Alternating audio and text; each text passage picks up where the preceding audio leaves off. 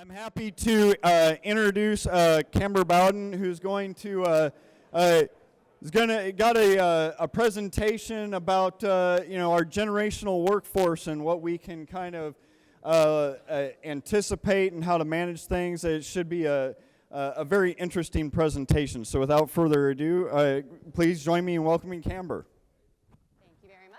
Appreciate it. All right. Good morning, everyone. How's everyone doing? We've got that nice big photo of me doing this. We'll move that along. So I'm really excited to be here with you all this morning. Today we have a very important topic. Obviously, you have a lot of conversations today about AI, but I'm going to show you how AI and emotional intelligence and generational intelligence and awareness intersects. All right? How many of you have heard and or are just frustrated with some of the tensions and communication between generations in the workforce, between different age groups? All right, those of you who are not raising your hands, I would love to know what you're doing. But it is something that is constantly talked about, yet if you've paid attention, you've probably seen that a lot of the conversation is pretty negative, right?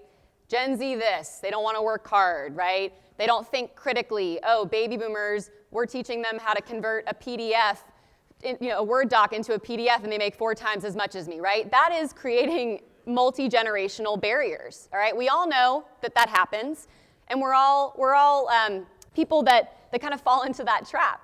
And so today we are really going to talk about how do you lead a divided workforce through technological change. So I'm going to give you tools, I'm going to give you data that I hope every single one of you leaves with many different nuggets, many different action steps that you can take back with you. So whether you're a manager or a leader, or you're an individual contributor to a team, you're going to have tools that you can take back with you. All right, sound good?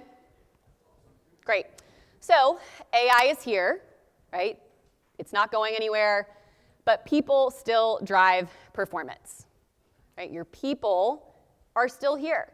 How many of you have heard a lot of concern that AI is going to take our jobs, right? You probably hear that throughout the rest of the day, but you're probably also going to hear that it's not AI that's going to take the jobs, it's people who know AI that will take jobs, right? And we can have a much longer conversation about that today, but I often say things are not changing, they've already changed. So if you as an organization are not paying attention to how AI is impacting your team, how every single person on your team adopts technological change, if you're not already planning for the future, you're behind, okay? So the reality is all generations in the workforce, they bring something new to the table.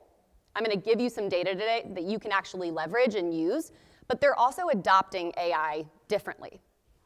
And with how fast technology is changing, and it's changing at a very rapid rate, in 2025, it will not be the same a year from now. When you sit here at the Symposium in 12 months, it's going to look completely different. So how you roll out the change and communicate it effectively to every different generation in your workforce, that's going to be your secret weapon in attracting and retaining top talent across age groups.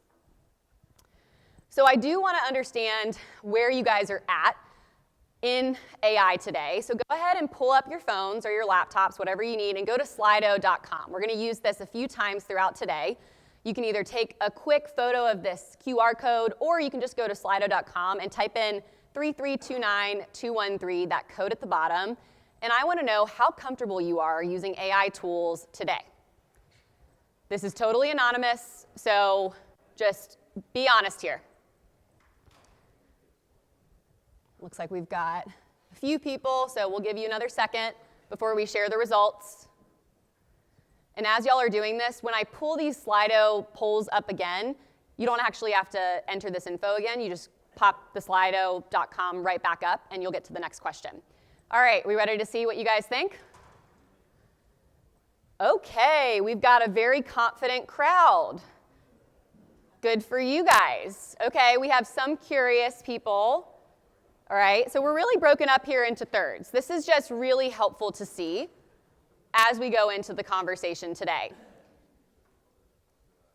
What we know in terms of the architecture, engineering, and construction space is that about half are using AI tools already, but only 6% of them feel very comfortable using AI. All right, so that's a pretty significant gap. We've got some really confident people using AI tools, but they don't actually feel like they have the tools necessary, right? And so we need to make sure that we are preparing our teams for such. We have 3 main objectives today together. The first is I want to give you some generational understanding across age groups, all right? I want to give you guys some data and how different generations view AI. Next, we're going to talk about building trust and buy-in across your project team. So again, whether you are the new kid on the team or you've been here for 30, 35 years, I'm going to give you some tools that you can build trust across all age groups in your workforce when using AI and also beyond AI. And then we're going to equip your audience and your teams to lead in an AI era on job sites, in design studios, from the pre-construction process all the way to the end. Okay? And we're going to do that by giving you 3 very specific tools that you can take with you today. Now, if anyone thought that I was an AI expert before we dive in, I'm sorry to disappoint. I am a generational expert, okay? I know you have a lot of other people here today who are going to dive a little deeper into the different tools. I'm going to give you some real-time examples in terms of how you can roll out some of this change to your workforce. So just to be very clear, not an AI expert, but I hope you won't be too disappointed because I am a generational expert, and that is what a lot of people are looking for answers for. So GPS, Generational Performance Solutions, is a company I started about 8 years ago. We have, since 2017, we've interviewed more than 15,000 young and experienced talent across North America.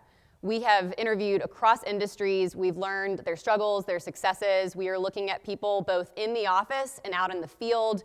And we're looking for a few things. What makes all employees feel fulfilled in a role? What makes them leave? What makes them stay?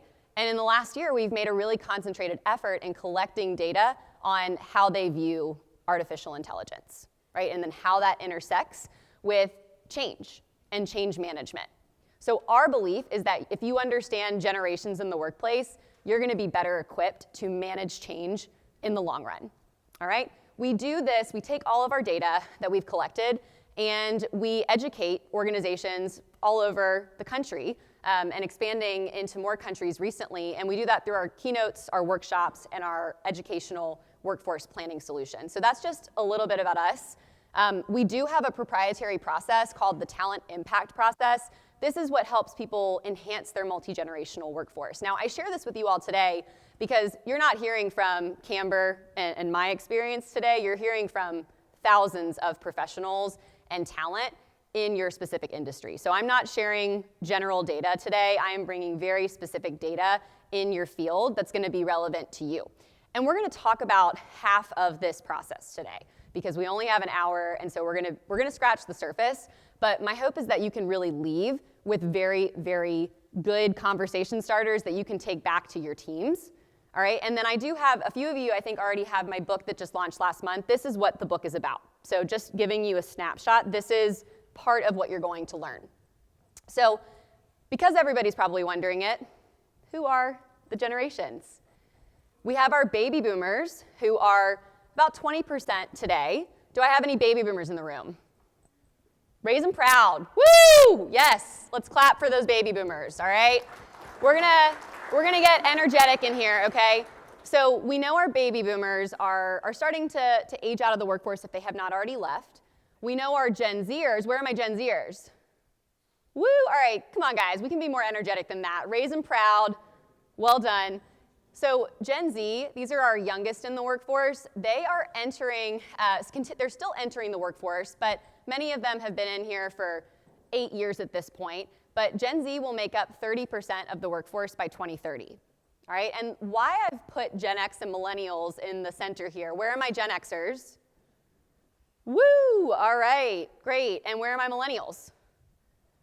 Nice. I'm a proud millennial as well. So why I've put Gen X and millennials in here is because this visual gives you a really great picture of Gen X and millennials are primarily the leaders. They're the project managers. They're really the ones that are kind of making things move day in and day out, right? And they're managing and communicating with people across all age ranges, which is why I like this visual. So at any given time, they're communicating across dozens, not just 4, but dozens of expectations, of backgrounds and experiences, of technology and communication preferences, and what happens if that is not clean? What if there are barriers up? What happens? You start to see productivity decrease, performance goes down, client satisfaction goes down, right? There's a lot that can happen when communication is not strong within the generations, okay? Here's what teams are struggling with right now, what we are finding with your specific industry based on our data. These are the top 3 things we're hearing from construction organizations today. Burnout and an aging workforce is number 1, all right? So we know that we have an aging workforce leaving, and it's actually creating more leadership roles pretty early for millennials and Gen Zers, right? The 2 youngest generations in the workforce. And what that's doing is if the experienced professionals are leaving without transferring that knowledge and that skill set to the younger workers, that's creating a little bit of a dilemma, right? Is anyone seeing that right now?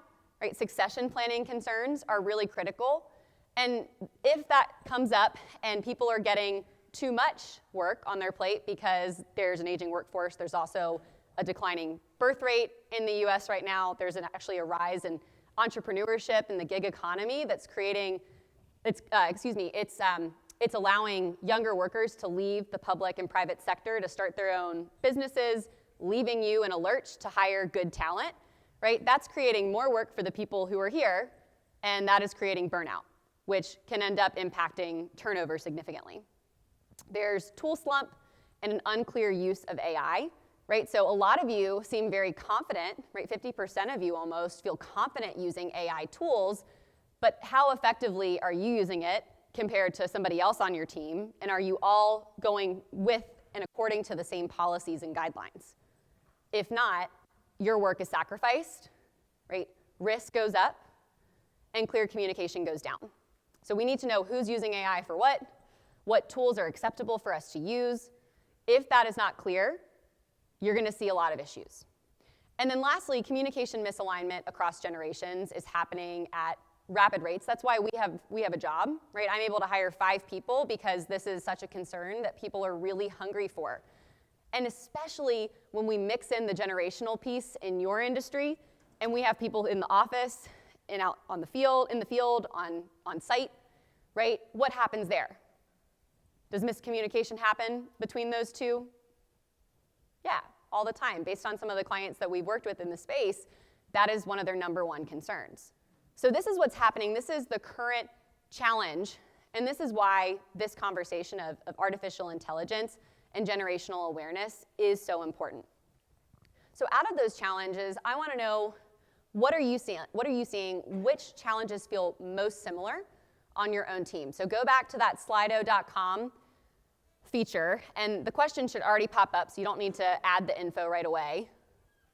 And just see what this room is seeing. And if it's actually nothing and there's something different, I would love to hear what you have to say.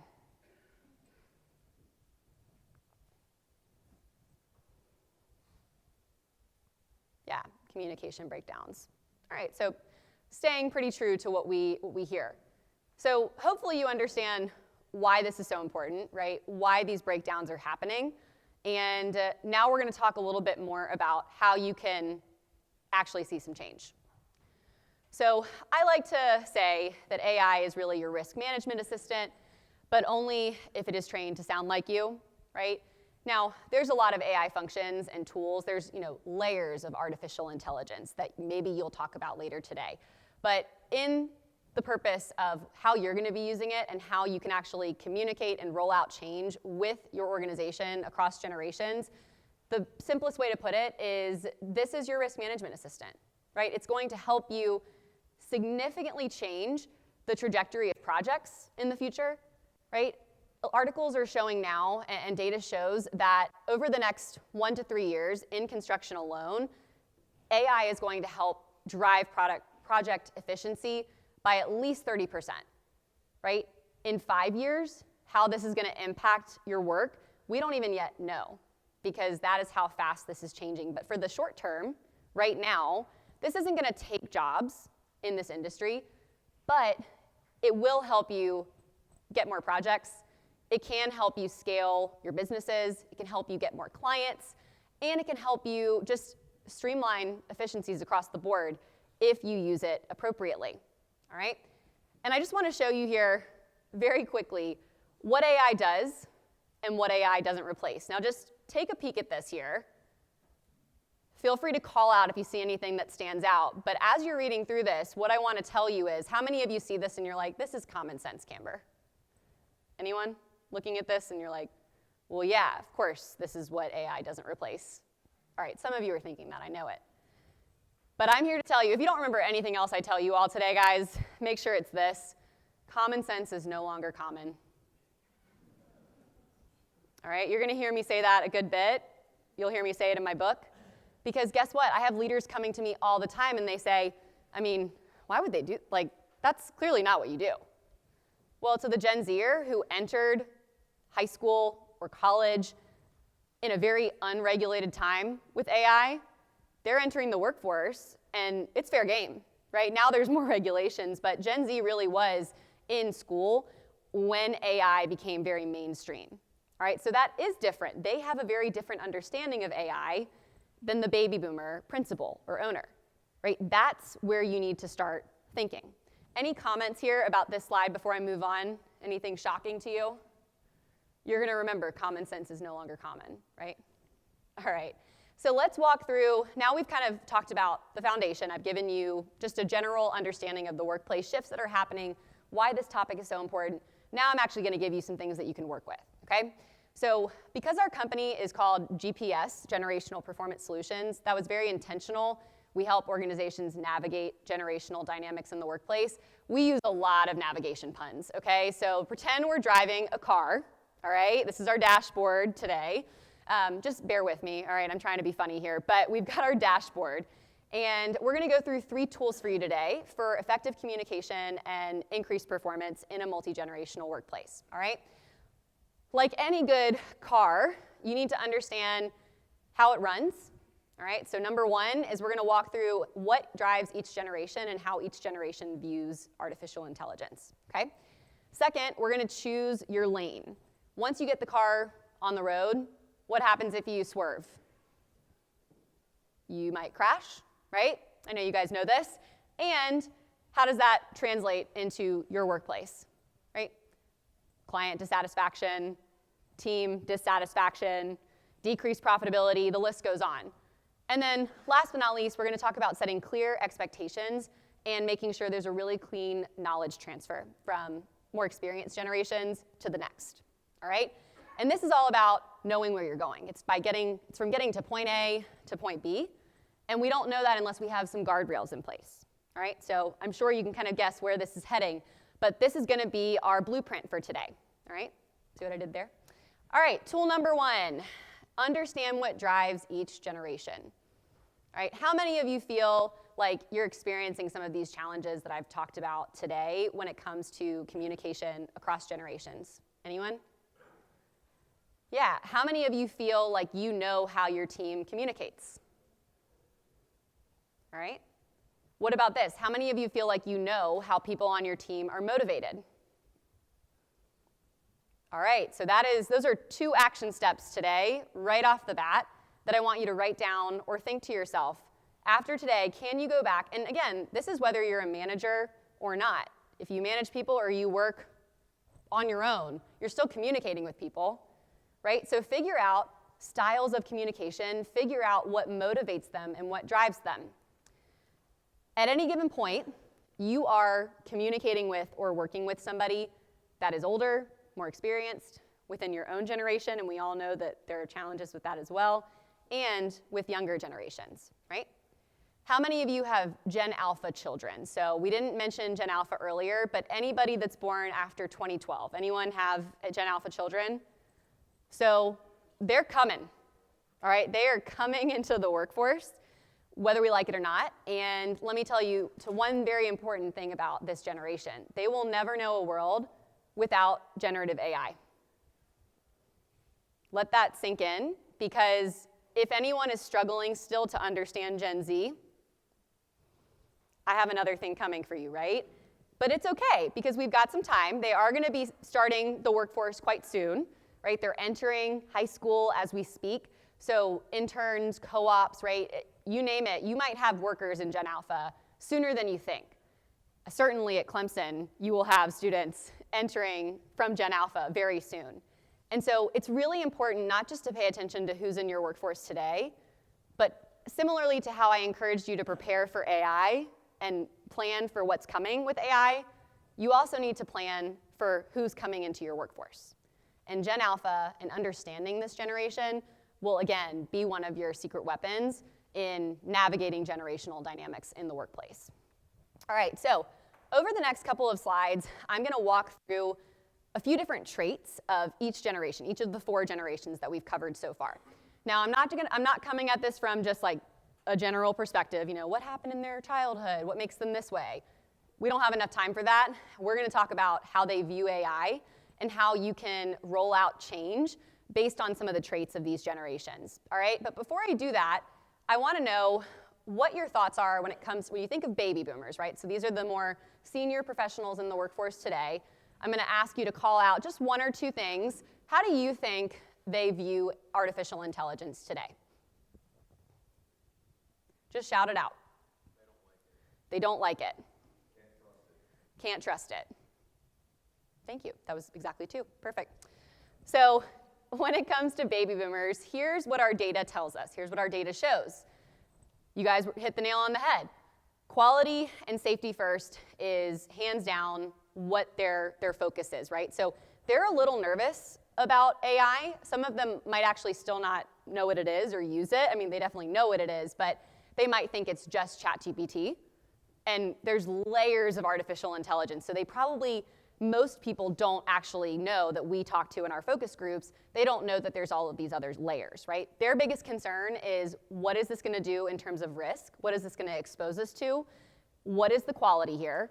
And when you're building trust with baby boomers, specifically as it relates to working with AI, so if you have somebody that's skeptical or fearful of artificial intelligence in this age group, maybe it's an owner, maybe it's a leader in your organization, definitely focus on documenting standards, right? Making sure that you are very clear about the process and what's happening.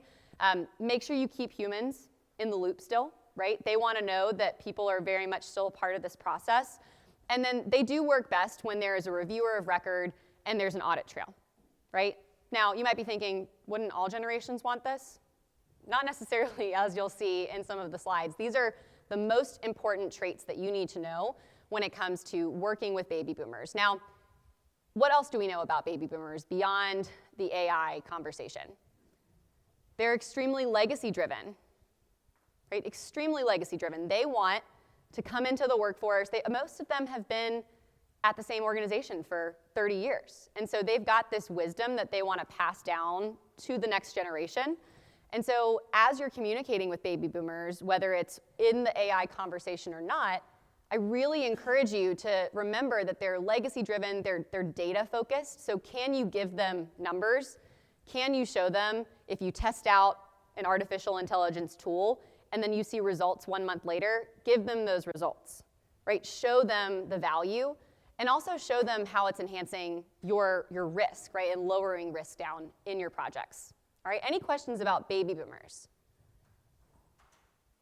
All right, let's talk about Gen X.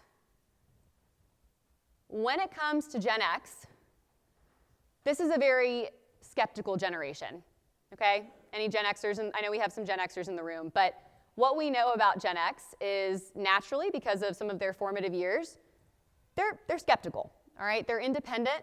They don't want to be micromanaged, so if you give them a tool to use, don't hover, right? Give them the guardrails, give them the expectations, but don't tell them exactly what to do, right? Give them a little bit of ownership here. And so because of their independence, because of their skeptical nature, they also are very pragmatic.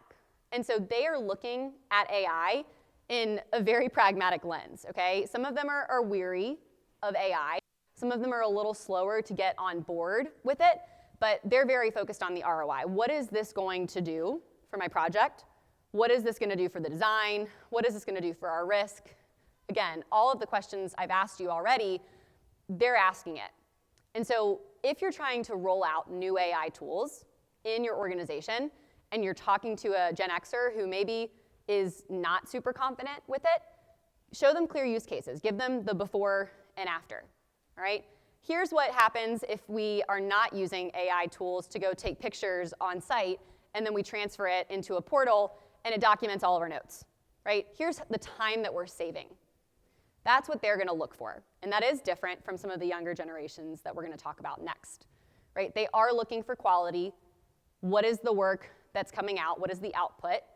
And they do work best when there's autonomy and very, very clear guardrails, okay? Any questions about AI or anything? And feel free to share commentary if this is happening in real time for you. Oh, do I have a question over there? No? I'll get you next time. Millennials, all right. Millennials, how do they view AI? So they're pretty optimistic adopters is what we're going to call them here, all right? Millennials love AI, all right? Anybody in the room who's a millennial disagree? I think most millennials that we talk to across all industries, they find that they can research anything, right? If you give them a task, they will use ChatGPT all the way up to the highest levels of AI to try to figure out how to get it done. They're very resourceful, right? And that's without AI even in part of the conversation. We say workflow hackers here because, again, if you give them a problem, they're probably going to use AI to solve it. And that's not being lazy, that's being efficient, as long as there's guardrails in place. How can you build trust with them? Because millennials are probably the people on your teams who can use this tool and these tools quickly and probably most efficiently at this point in time, what we are seeing is that can you empower them to say, hey, have you used this tool for X number of time? Can you actually share this with the team? Give them an opportunity to almost train. That empowers them. It gives them a little bit of a leadership possibility, right? And you're giving them that ownership. So give them opportunities to, I don't know, create tutorials, maybe video trainings. Can you partner them up with a mentor to leverage some of these tools? That is a way that you can connect with millennials in this AI space. And outside of the AI conversation, millennials do work best when there's collaboration. I often say this is probably because all of our parents pushed us into sports and gymnastics and dance and all the things, and that's why they call us participation trophy kids, but that's a story for another day. But there is this sense of collaboration when communicating with this specific generation, right? So remember that, especially if you're trying to roll out change, you're going to get some resistance from people, but your millennials are probably going to be your point people and your champions, right? So again, you can kind of see how this is intersecting between artificial intelligence and generational intelligence. And then last but not least, Gen Z. Gen Z is a very, very curious, digital-first generation, all right? So the way that they consume information is very bite-sized. Think of Reels and YouTube Shorts, that vertical, short, 90-second format. How can you translate that into learning and utilizing AI in this way? Now, I mentioned this earlier, but Gen Z, they entered school. They were still in kind of those formative years when AI really became mainstream. Now, AI has been around for a long time, don't get me wrong, but it became mainstream and the public became much more aware of it when they were in high school and college. And so it was not as regulated and as widely talked about as it is today. And so that does have significant impacts on how they're entering the workforce and using AI. Who's to say that those 48% earlier that said they were confident using AI, who's to say that wasn't most of the Gen Zers in the room, right? We could get really granular with that. And I'm going to show you in a couple of moments exactly how generations view it on a scale, and you'll see what I'm talking about in a moment. But because of all of that, because of what we know about Gen Z, their confidence is pretty high. I will say, though, it does vary based on industry. And so what we're finding is, specifically in your space, confidence is pretty high. It's not as high in other areas because most Gen Zers are actually a little more weary than you would think about AI outside of this industry because they do fear that it's going to take their jobs in a very short time frame, all right? You can build trust with Gen Z by creating some micro trainings. Again, thinking of those short form videos that they're so used to. How can you train them to effectively utilize artificial intelligence in your teams? Give them some quick bite-sized learning. Pair them up with mentors, and here's a bonus. Can you pair them up with more senior leaders, but then give them an opportunity to co-mentor each other so that Gen Zers are teaching more senior professionals what they know about working with AI, and give those baby boomers, those Gen Xers, an opportunity to mentor them, maybe in the AI space, but also just in their learned experience and passing down that wisdom and knowledge transfer. Gen Z works best when expectations are very, very clear. Because of the 24/7 world we live in and their digital nativeness, they really are used to very instant senses of gratification, all right? So they're looking for things quickly, and if it doesn't happen right away, thinking of communication with your teams, both in office and on site, if it doesn't happen fast, you might lose them, all right? Might go in one ear and out the other. Not saying that can't happen with other generations, because it does, but we are seeing this widely happening with Gen Z, all right? And then lastly, they work best when they feel that they are in a safe place to ask questions, right? And that's part of being and creating a very generationally inclusive culture, okay? And that's really what we're starting to do today. Awareness is the first step. Just being aware of some of the differences in the workplace is one of the first steps. So any questions about these stances across generations right now? Just shout them out. Before we move on, let me tell you this one other component. So generations, everybody has something to say about generations because we're all part of one, right? But we are not putting people in boxes. I want to be really clear as we go on through our next couple of slides. There are always outliers in every age group, right? And there's micro generations that are happening much quicker now, which means, think of millennials, 29 to 44 years old. That's a lot of life stages in that time frame. And so there's micro generations that we won't get into today. But I want to be really clear that I'm not putting people in boxes. I'm giving you tools from majority of the generations, right, that we have found through our research. I'm giving you tools that you can leverage to make better decisions about how you communicate, attract, develop, retain talent.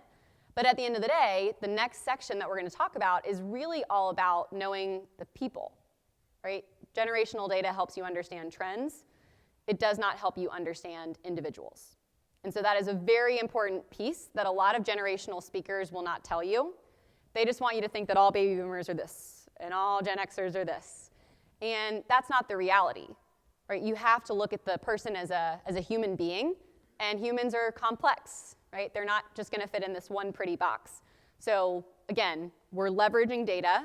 We're going to look at this holistically, but it doesn't mean that every single person that's a Gen Zer in this room fits this exact description, okay? Sound good? All right. So get out your Slido one more time, and let's see where AI can save your team the most time if it worked the way you wanted to right now.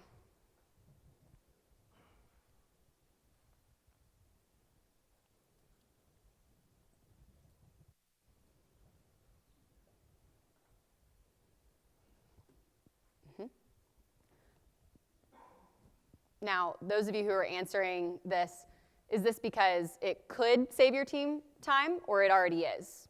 How many of you it already is saving time on some of these things? All right, so still a good room for improvement, and that's very normal. That's wonderful. Great.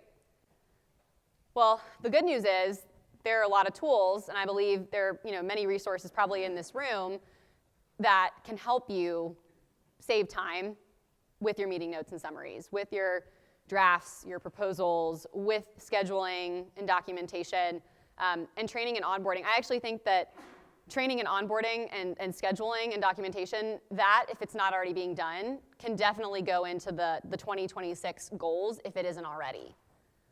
All right, so we've covered the foundation. We've talked about the workplace shifts that are taking place and the challenges.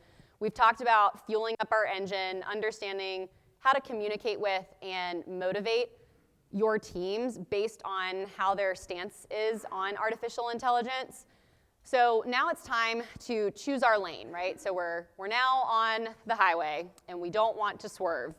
So part of choosing your lane is picking the right lane for every message and deciding when AI can assist you versus when your people lead, right? And a lot of this comes down to understanding how your people communicate first, right? So AI is almost second in this next section. It's important, but what's more important is that you know how to communicate with your people, right? I have a lot of construction leaders from all over the country who have come to me and said, we're just really struggling to connect to our Gen Zers. Like, we don't know how to talk to them, right?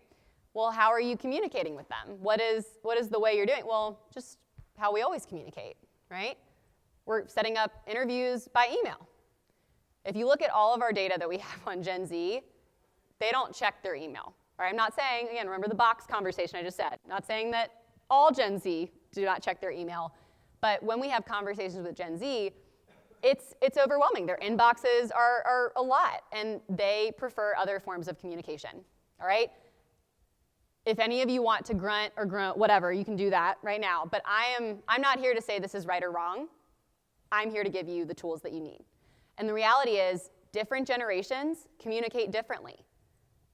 I'm here to tell you that if you are using one form of communication for every single person on your team, and you're not seeing recruiting efforts go up, you're not seeing retention go up, I'm not saying that is the only cause, but I would really encourage you to ask yourself, is that a factor? Is that a factor?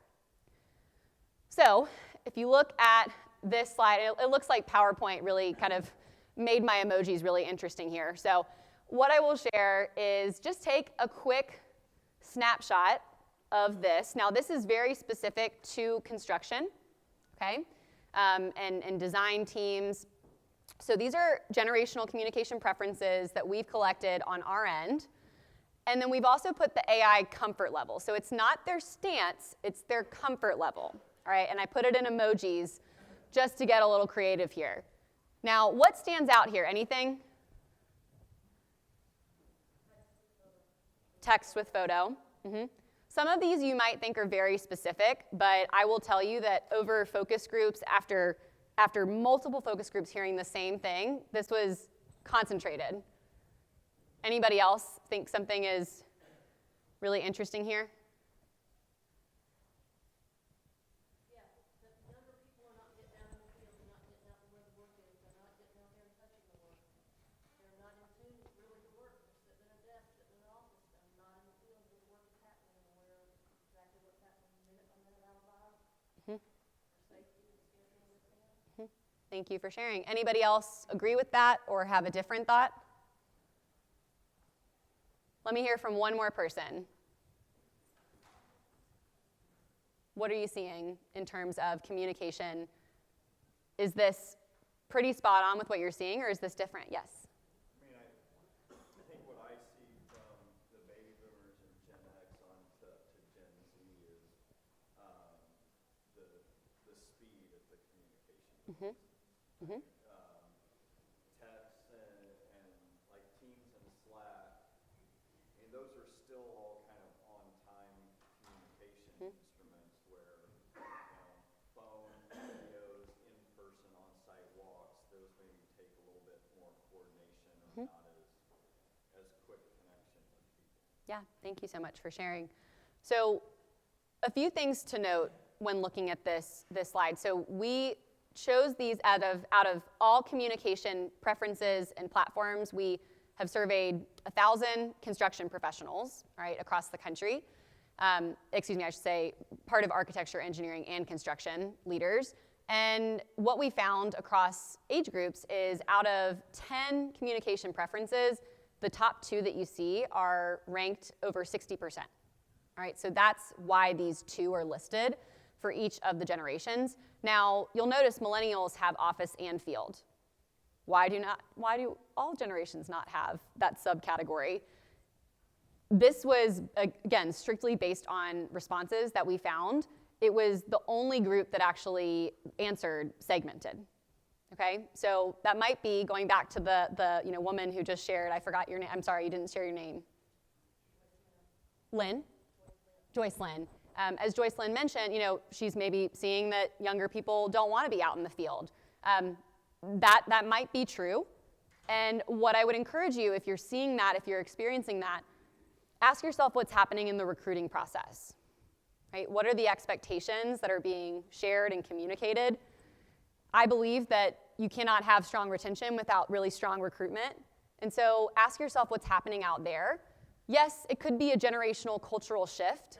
However, we're talking about AI today, and I really believe that this industry will get more people because of the shift that AI is having on other industries, right? So you have to be really clear on how you're communicating from colleges, in high schools. You have to be really clear on what the expectations are, because the reality is you still need people to be out on site, right? You still need that. And hopefully you do have Gen Zers and in the future Gen Alpha, because you want people to carry on the legacy that baby boomers and Gen Xers have carried on. All right, so that's important to note. And then if you take a look at this AI comfort level document in this column, as I showed you earlier, Gen Z is actually quite weary of AI. All right, they feel a little, they might be really cocky, they might be a little overconfident with AI, but they're also a little scared of what it means for their future, because they're looking at their whole careers ahead of them, and they're really not sure. It's pretty uncertain. Millennials, 100%, they love it. All right, if anybody in here doesn't love it, it's millennial, come up to me. But we have overwhelming responses with millennials who, again, 29 to 44, these are your project managers, these are your managers across the board, and they are utilizing this as a tool. All right, so they're confident, they feel good about it, they want collaboration, little party hat over here on this little guy. But Gen X, sorry to any Gen Xers, I put a turtle here, they are a little slower to the AI game.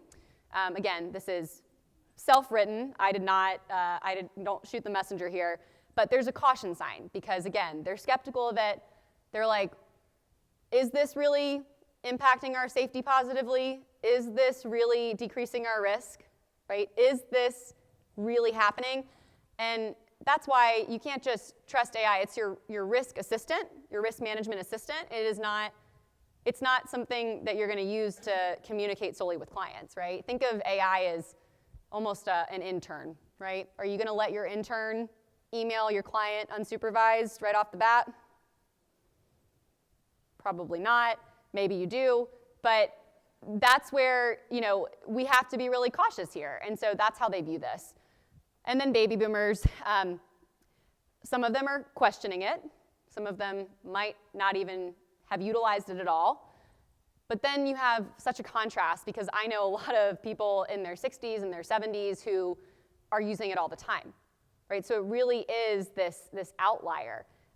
In construction, I have not seen many baby boomers that fall in this category who are super confident with AI as opposed to other industries. And so that is where some of this data can be really interesting, I think. Yeah, please. So like earlier you were talking about, like I guess Gen X and baby boomers having a communication issue with Gen Z, and I'm Gen Z, but do you think since Gen Z grew up in a time where we're so intertwined with like technology and AI that like soft skills are becoming like a lost thing in a sense? Like I feel like a lot of kids my age don't know how to talk to people. I feel like that's kind of the issue, really. Yeah, 100%. You're absolutely correct. I mean, we can understand generations and how they show up at work and other places because of formative events that happened in their childhood and their early adult years. You can look at it from their environment and how they were raised, which it's not always the same for somebody in the same generation. And then it's technology, right? And that is impacting how they show up in the workplace. So you're right. I would also say that the pandemic impacted a lot of the soft skills that we are seeing more senior professionals claim that Gen Z doesn't have. I think that's a really big piece of this. And so that is why when I have leaders that come to me and they say, it's just common sense. You can't assume that your common sense is the same as other people's common sense. And I'll share a brief story. Last year we polled over 500 talent employees across the country, across industries, and this was really interesting. We asked, if your boss tells you to come to work at 8 a.m., what are you going to do? A third of the group said, or excuse me, I shouldn't say a third. We had three answers. One group, it was if you're not 10 minutes early or late. 8 a.m. means 8 a.m. And then the third, which I'm going to ask you guys to guess how many people responded this way, said that 8 a.m. is a loose suggestion. I'm going to come in closer to 8:15. Shout out a number you think that percentage was. 38. Well done. I don't know. I don't even have that up here. What's your name? Way to go, Austin. Thanks for sharing your experience. But I say that because, yes, it could be a conversation of soft skills, but it's also, there's a lot of noise. We're all seeing things on our phone, our laptop. There's a lot of distractions. It's not just Gen Z. And that is why I'm here today, not to give you right or wrong answers. I'm just giving you tools that you can leverage. But the first step in being a true multi-generational leader and team member is awareness. And it's being aware of everything I've just shared with you. So thank you for sharing your perspective. All right, so to wrap, I'll come back to you in a sec. Let's get to this one slide. So in terms of what I want you to do following this, I've given you some data. Now I actually want you to put this into practice, okay? I want you to go back to your teams and ask them their top communication preference and ask them what their AI comfort level is. All right? This does not need to be you recreating the wheel, but can you go in and actually ask your teams in a team meeting? All right? Can you have them can you go to lunch with the team or maybe a one-on-one and just have the conversation? I guarantee you, and I've seen this happen over and over again, they're going to feel valued that you asked, but it's also going to help you work more efficiently. All right? Because if you continue communicating in the only way that works for you, but you're not seeing the results you want to see, then why not try it? Right?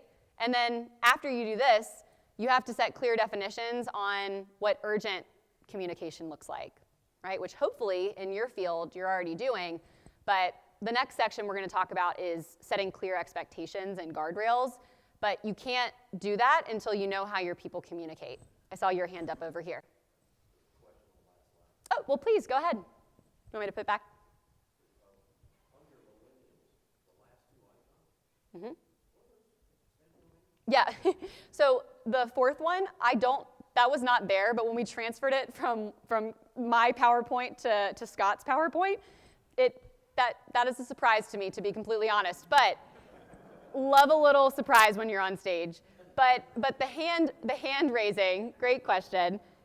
The little person raising their hand is just supposed to show that collaborative nature that we talked about earlier. Great question. I don't know what that was.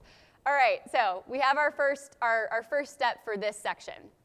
All right, and so here's a great example. Take a quick photo of this if it's helpful when you're having those conversations with your people. Put your people's name, right?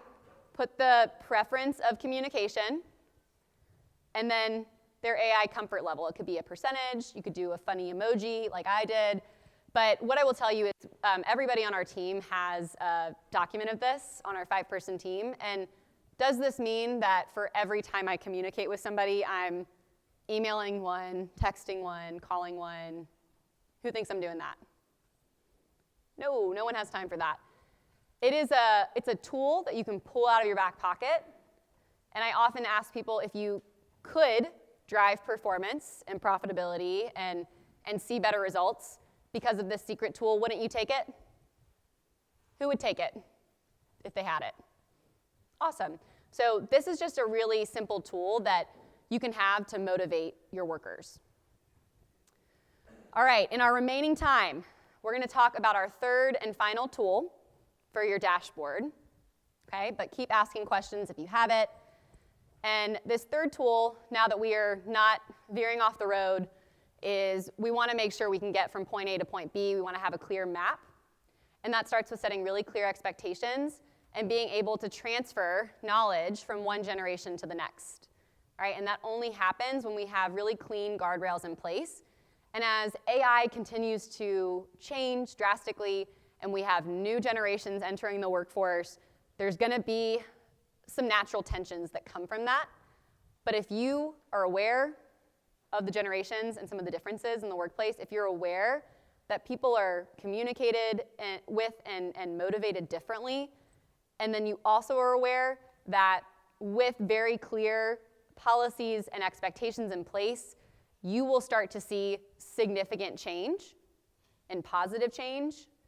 That is really where the answers lie, especially in 2025 in today's workplace. So again, the knowledge transfer between more senior generations to the next needs to happen. And what I will tell you is baby boomers started exiting the workforce post-pandemic very, very rapidly. And what happened there was the transfer of knowledge got kind of stilted. And what happens when you boot everything up on AI and you digitize everything, what happens to that knowledge transfer? It disappears. When you have people leave and it doesn't get put into the system, that's something that you cannot take with you in AI, right? So there has to be a cleaner transfer and process. So I urge you, anyone in here that is nearing retirement or knows somebody on the team that's nearing retirement, AI can be a really, really great tool for you to put as much in as you can. Use AI for trainings. Use it to document processes and standards. Do what you can now so that you set up the future of your organization for success. And even if you're not close to retirement, you can be using this for the same purposes, right? You can start planning ahead. So my next tip for you as part of this dashboard is I want you to publish a channel and AI use guide for your team. Okay, now how many of you have an AI policy already? Okay, so if you don't have an AI policy, put that down, all right? Talk to your HR team, talk to your operations. That is something that is just gonna help keep you safe and keep regulations in check. But the non-policy side of the house, the everyday guide that I want you to actually work on after today is a communication guideline document. All right, so if you purchase my book or you have my book, chapter 8, we go into a lot of detail here, so I'll just reference that. And it's all about setting clear communication expectations. Now, I gave some examples up here that are very specific to AI, but this can be something as simple as you're expected to come to work, whether that's in office or on site, at this time. Now, again, you guys might say, that's common sense. No, it's not, right? We want to be very clear. There is so much gray area in generational communication today. There's also just a lot of gray area in general because we assume, right? That's why you see all those negative stereotypes about generations online, on TV. At the end of the day, we're just putting a lot of assumptions out there, and we're making a lot of stereotypes out of something that really isn't true. So the reality is we want to get communication to be black and white, and the way we do that is by getting very, very clear. So a really great action step for all of you is, can you come up with 5 communication guidelines for your team? Whether you're a leader, whether you're somebody that works on a team, this is a really great thing for you to bring to the next team meeting. And write down this question if you are curious of where to start. You can use these as an example, but I would really encourage you to ask yourself, what is one rule that I think everybody knows, but they probably don't? And a great example of that is what I just shared with you earlier about being on time, right? What does that really mean? And we could dive into all of the reasons why that's happening. I don't know, the fact that Gen Z entered a workforce post-pandemic. I think there were like 2 years of Gen Z who entered the workforce before the pandemic. And so all the norms are gone, right? They don't look at it the same way that those of us who were in the workforce before the pandemic did. So where do you go from here? We've talked a lot today about different tools. There's probably one of 3 categories in your teams that you might have and you might be seeing right now. You probably have some people who are fearful with artificial intelligence. You probably have some skeptics. And you probably have some overconfident people, right? We had a lot of confident people in the room when we polled earlier. But to those people, here's what I would encourage you to say to somebody who's scared of AI or using it in your workplace. Let's start small, we'll review it together, and really focus on using your expertise, okay? To the skeptic, let's test one use case, right? Let's kind of do a before and after. If it saves us 30 minutes, we're keeping it, right? So you can kind of see that speaks to the pragmatic side. And then if you're having somebody who's maybe a little overconfident with their AI usage and you're like, I don't know if this is necessarily super safe, speed is great. Here's the review checkpoint and our quality bar. Here are the guidelines that are in place. And if you're not going with that, then we'll have a conversation. All right, so these are some practical things that you can talk to and communicate with your teams. So hopefully you have more quick wins than just this today. But here are 3 things that you can actually start right away if you're not doing this already. Turn on meeting notes for coordination calls. All right, how many of you are already doing this? Yeah, this is a really great, I would say, pretty risk-free way of collecting notes. Now, some organizations have their own AI features, right, their own AI tools. So making sure you're not just putting company information in ChatGPT is really important here. Make sure you talk about that with your teams, but that's something you can easily do.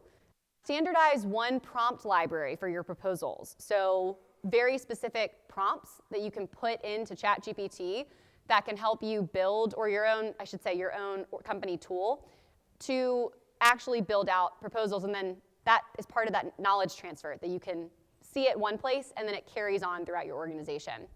And then lastly, add an AI use line to your project kickoff list. So when you start a new project, if you guys are not talking about how you're going to leverage AI, just add that to the project kickoff, right? 3 pretty easy things that you can start doing if you're not already. And now you have a whole different generational awareness than you maybe did before you started today. So as we wrap up these last final slides, I would like to know which quick win you will implement this week. Regarding anything we've talked about today, this will immediately pop up. So, if you don't want your name up here, don't put your name up. But you can just write down first thing that comes to mind. What will you implement that we talked about today? And we'll let a few of these come through. Quality checks. Use for meeting minutes, great. Yep, ask employees about communication preferences, awesome. Very cool, so hopefully there's one takeaway for everybody, and we'll let a few more of these come through. But as I wrap things up today, over my next couple of slides, I do have a free report to give all of you. So there will be a QR code that you can take a photo of. If you put your information in and take a quick 90-second survey, you get a free report for construction professionals. So you'll go ahead and get that. This is awesome. I love seeing all of the really tangible things that you can do following a session. So thank you for participating. Here's that free report. I'm going to switch slides in a minute, so if you don't catch it, I'll come back to it. But this is just a thank you for being such an awesome audience. I hope that you feel that you've learned something. And if you knew some of this already, I hope that you can maybe view it in a different way after today. And as I mentioned earlier, I just launched my first book actually a month ago. And it's been a very exciting month. But if you don't have a copy, we are selling copies outside in this area right outside of the conference room. And this is about essentially all we talked about today, just in a book format. It is about the generational advantage, which is shifting your mindset to enhance your multi-generational workforce by walking through our 7-part process.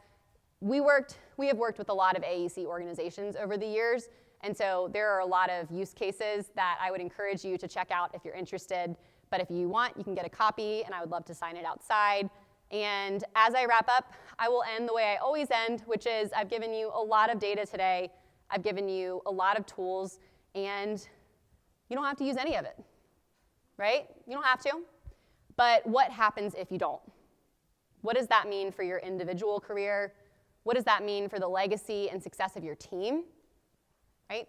You all have way more tools than ever before, even just in the past hour, but more importantly, after what you will learn today.